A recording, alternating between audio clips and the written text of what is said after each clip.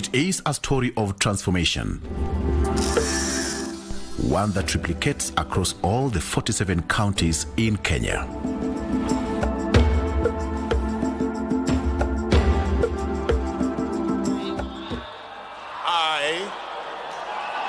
William Samoei Ruto.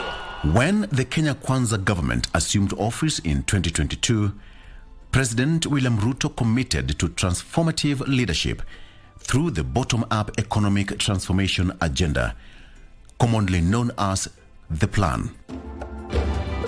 Right from its inception, the Kenya Kwanza government identified 5 key pillars as the primary drivers of socio-economic transformation. They include agricultural transformation and inclusive growth, micro, small and medium enterprise, MSME economy, housing and settlement, universal healthcare, and digital superhighway and creative economy. We came to the conclusion that the bottom-up economic model was the most optimal for all our productive sectors. The rationale behind the bottom-up economic transformation agenda was to adapt a paradigm shift where, as opposed to a top-down approach of planning, we start by seeking the views of the integral stakeholders at the bottom of the economic pyramid on what measures and interventions by way of development they would wish the government to undertake based on opportunities available and informed by comparative advantages in all parts of the country.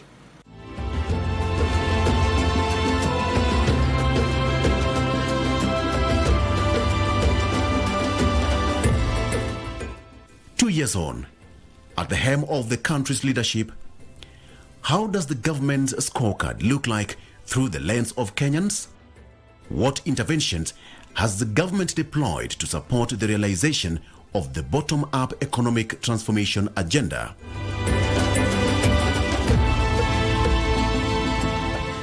Recognizing that food constitutes 54% of household expenditures in Kenya, the government prioritized reducing the cost of living through agricultural reforms.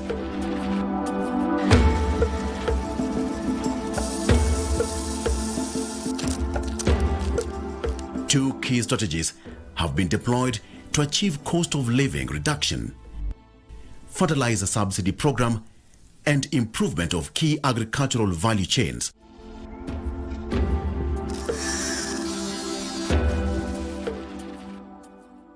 Remember, before this administration took over, the cost of fertilizer, 50 kilogram bags, was 7,500 Kenya shillings. Now we are talking about 2,000 Kenya shillings, 2,500, which has never happened. 2,500 inakuwa ni rahisi. Hata ukifanyia kazi, shamba unategemea kitu utapata. Maana pale unatumia 5,900 au 6,000 hupati chochote. Ukija kuunganisha hiyo pesa uliyotumia unakuta ni hasara tupu. Hii fertilizer bag moja tulikuwa tunainunua na 2,500, ambayo ni bei mzuri sana juu kila mtu anaweza afford, na ile ingine iko juu kiasi, juu kama ile unaenda kununua ya kahawa unanunua na 4,500, hiyo ni bei iko juu sana, lakini ya serikali imekuwa ni 2,500.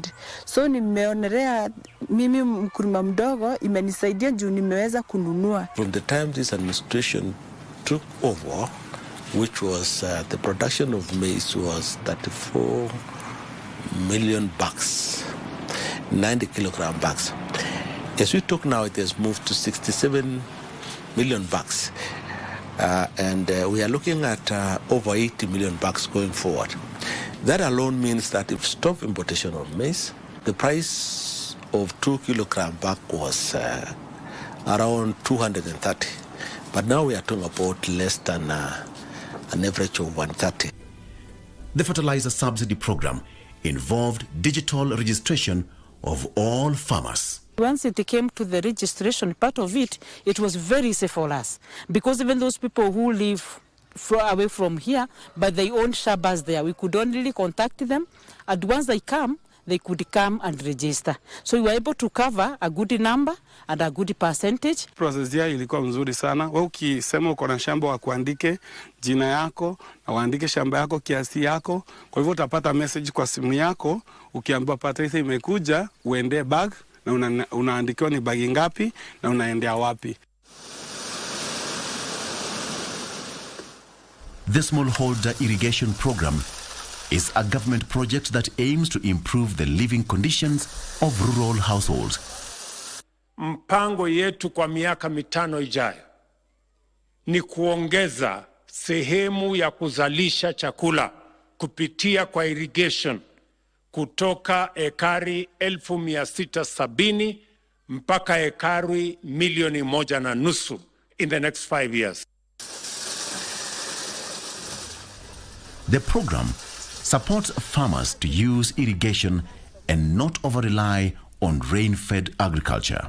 This maize has been grown using the water for Nyajigi irrigation project. Now the project intends to, improve the lives of our people. Mimi nilikuwa wa kwanza kuweka hii maji na imenisaidia kwa njia kubwa sana, kwa sababu mimi kwangu imekuwa nimeipiga na mateke, kwa sababu saizi kwangu hakuna kitu ninanunuaga. Kutoka kitunguu, kutoka nini, hata nimekuwa hata wakuuza. Tunakuwa busy kwa sababu ya hii maji. Kwa hivyo sasa imenifanya nikafurahia sana, kwa sababu hii maji isipokuwa kama singekuwa naye singeweza kukua nikiwa busy hivyo. Kwa hivyo sasa nimefurahia, hata serikali yetu mimi naishukuru sana kwa kutusaidia kwa sababu ya huu mradi. As part of efforts to revive the textile industry and boost cotton farming, the government has distributed 41,889 metric tons of BT cotton seeds to farmers. Pamba inafaidisha sana, kwa maana nilisomesa naye watoto wangu. Tunanunuliwa kwa cash. Yaani hakuna kununua kwa mandeni. Toka to revive hii kibanda ya cotton, watu wengi wamepata ajira. Watu wengi wamekuwa wakikuja wanajisaidia, na wengine wanazidi kuja, tunawapea kazi. A raft of initiatives have been implemented in the livestock subsector. We came up with a plan a few years ago, and we are now seeing it to completion, of putting together a leather district, a big area where we just concentrate on leather manufacturing. This park is 85% complete.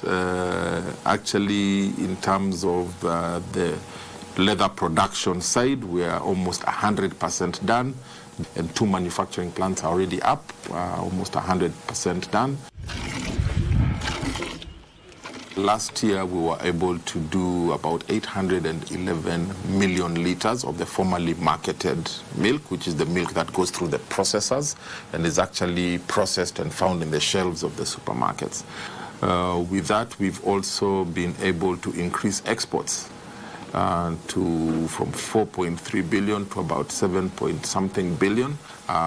A rise also in exports, and that has been because of our deliberate now export promotion strategy for dairy.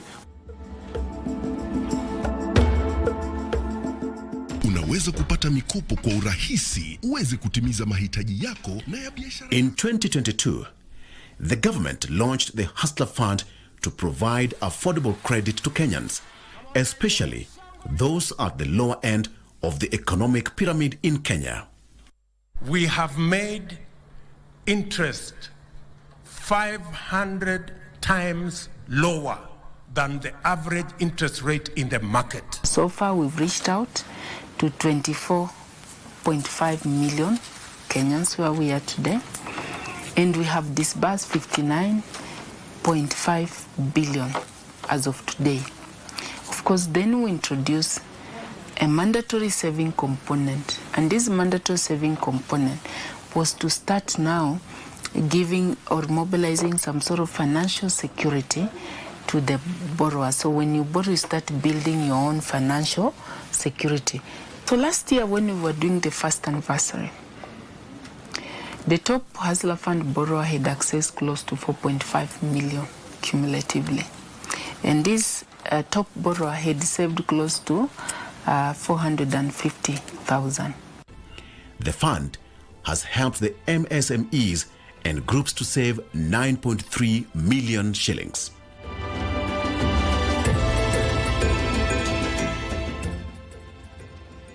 The government committed to construction of 200,000 affordable housing units annually. We've already awarded projects of over 124,000 units across many parts of the country. They are under various stages of construction, and that has been made possible by the funding that we have managed to get. We are collecting just above 6 billion shillings a month towards the construction. The jobs created through affordable housing increased by 188,256 in 2024.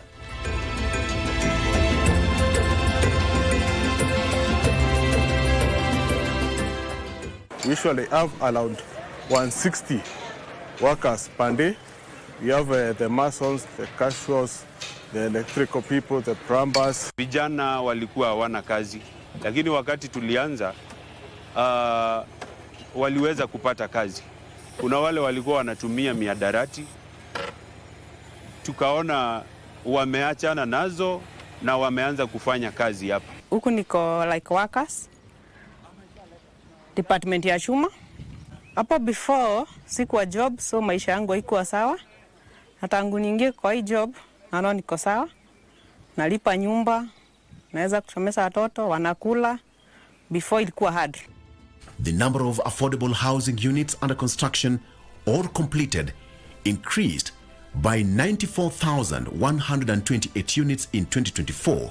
First phase that we began last year, around September, is now getting to completion. So by end of this year, we should start now handing over keys to Kenyans who have really contributed towards this program. Actually, I want to tell Kenyans that the project is actually existing. A child cannot just be born and start walking immediately. So we are still at the stage of nurturing the child. So let the citizen just be patient. Let them just have hope that we are going to deliver the project. They are ongoing. The mortgages refinanced have increased to 1,005 mortgages, representing 40% increment since 2022. The 1.1 trillion out there as loans, you'll find almost 600 billion is going to support the housing project, affordable housing, 600 billion. And you say most of the main loans go for five years. So in essence, every year we are giving around 150 billion to support the housing agenda. Between 2022 and 2024, 213 Juakali artisans have received prior learning assessment and recognition by the government. Kutokana na hii affordable housing imenisaidia sana juu nilikuja nikajiunga na kikundi cha Sterofixture, wanaume wakanisaidia sana, kanifunza kufunga chuma. Sasa mpaka serikali ikatulipia fees, tukafanya mtihani kutoka kwa NITA na sasa tunangojea certificate. Tumefaidika na hii mradi juu hata serikali ileta watu wa NITA. Kwa hivyo tutakuwa mtu akienda kuuliza kazi ukiwa na certificate yako ama cheti yako ya kuonyeshana wewe kweli ni mfundi.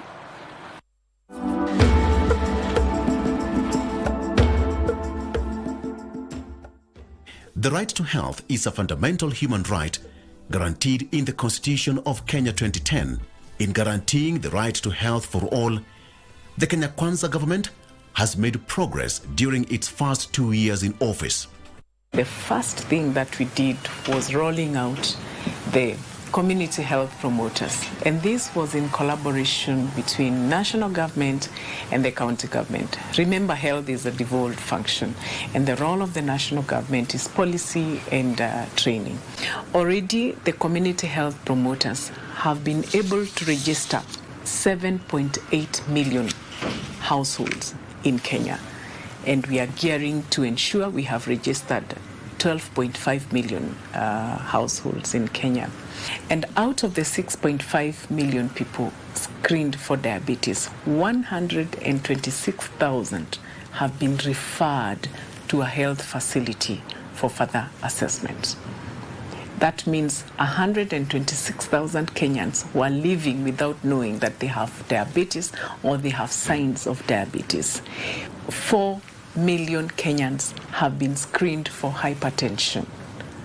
And out of that, 318,000 have been referred to a health facility for further screening. Tunaenda kuangalia wale watu wagonjwa katika kijiji yetu. Alafu kuna wale ambao wanakona shinda ya pressure na sukari. Tunaenda tukiwapima. Pia tuna watoto wadogo ambao tuna monitor wa under 5 tuangalie kama wameenda immunization, na kama hawajaenda tunawafuatilia. Still bado kunao wakongo ambao wana watu wa kuangalia. Huwa tunaenda kuwatembelea, tunaangalia shinda ambao zinawakumba kule manyumbani. 247,000 pregnant women have been identified. 105,000 have been referred to the clinics near them for further for antenatal care. Kuna watu wengi walikuwa wanakufia nyumbani. Juu tuliona kama kuna kesi zingine, tunaona wajawazito hawaendi kliniki. Community sasa imesaidika juu tunawasaidia waende kliniki na tunafuatilia vile wanaenda, na ikikaribia wakati wa kujifungua tunahisisha kuwa waende wa hospitali ndio wajifungulie huko. Every of the community health promoter has a smartphone with her or him, and they have a software, they have an app that they record this information, and once the information is recorded, it comes to my dashboard to see who has been able to visit which household, or how many households they have been able to visit, what they have been referred to. Every of the information is recorded in that. They have a kit. Sasa tuko na first aid kit na zina kila kitu. Tumejua kufunga, wametupea vitu za kufunga. Tunao mashine ya kupima pressure, kupima kisukari. Tuna pia hata gloves tumepewa sisi ya kujiprotect. Tunaona wale watoto wako huko kwa kijiji wako malnutrited, tuna muwaki ya kuwapima, pia watu wazima pia. Na hii promoter bado imenisaidia sana sababu kuna kitu ambao tunapata kidogo. Starting 1st October 2024, Kenya experienced the transition from the National Health Insurance Fund to the Social Health Authority in line with the government's plan to achieve universal health coverage. If you are in an emergency situation, you are involved in an accident or you've got a heart attack, anything which is referred medically as emergency, requires urgent attention. It does not require you to pay money. It doesn't require you to book a doctor. An emergency is an emergency, and therefore you are rushed to hospital, you're taken care of, and within 24 hours you have been stabilized, and then the issues of insurance now comes in. The fund also supports those who are in critical conditions and their premiums have been exhausted. And therefore that funds will set into, you'll use those funds to come and offset the difference of your insurance premium paid, what is still due, and you have exhausted your insurance premium. We had a huge transformation with the shift from the previous insurance, government insurance carrier, National Hospital Insurance Fund, to Social Health Authority. And that's a game changer. And what we're seeing is we've seen an increased number of patients who are able to access services immediately, and those services were not available to them even during NHIF. Prior to transition, I had done my periods with NHIF, and I was worried that the funds will get lost or be locked away. But it transited smoothly because even after I came when it was SHA, I was able to use those funds under SHA. and I registered under SHA, so I can be seen in the SHA system. We were even able to get services without the forms before the forms were here. Nilijaribu kuingia SHA, haikutiki muda, nikaingia direct na imeingia sawasawa na inanitibu. Ukuwa KU rifaro umefika mahali ungeenda India au uende mahali ingine, sababu hakuna chochote, mashini yoyote hatuna.